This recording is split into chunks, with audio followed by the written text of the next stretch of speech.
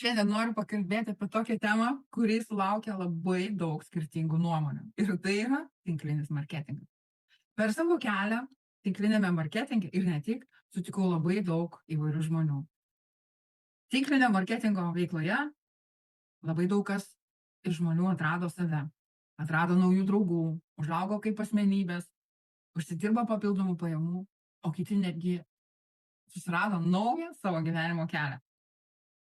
Vieni suprato, kad tai tiesiog jų kelias. Ir žinote ką? Abi šios pozicijos yra visiškai normalios. Todėl aš visada sakau, tinklinis marketingas yra atviras visiems, bet ne visi tinklinėme marketinge atranda save. Tačiau prieš pasakant, tai ne man, verta atsakyti savo į vieną klausimą. Ar aš iš tikrųjų žinau 100%, kas tai yra tinklinis marketingas? Ir net tokie atsakymai, ne, tai ne man. Aš girdėjau, kad mano kaimynas pasakė, kad ten yra blogai. Ne, tai ne man, nes aš skaičiau kažkur komentaruose, kad sako ten vienui aferistai, platintojai ir neaišku kas. Ne, aš girdėjau kažką tai prieš 10 metų, kad kažkur kažkas pasakojo, kad tikrai ten yra blogai.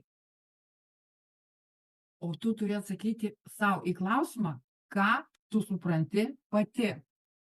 Būtent dėl to aš parašiau tokį trumpą gidą. Jame nėra kažkokių tai pažadų apie greitus pinigus, apie prabagotėjimą per vieną naktį. Nėra kažkokių tai stebuklingų formulių, nėra bandymo tave įtikinti. Yra tik klausimai, kurie padės tau geriau suprasti save.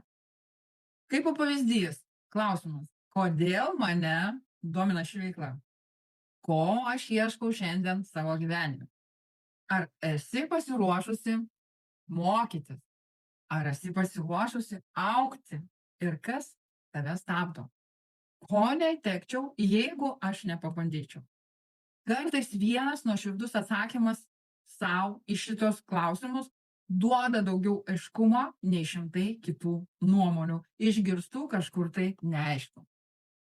Todėl kviečiu neskubėti, pirmiausia susipažinti, paskui suprasti ir tik tada priimti sprendimą. Jeigu norėtum gauti šį gidą po mano video, parašyk žodį domina.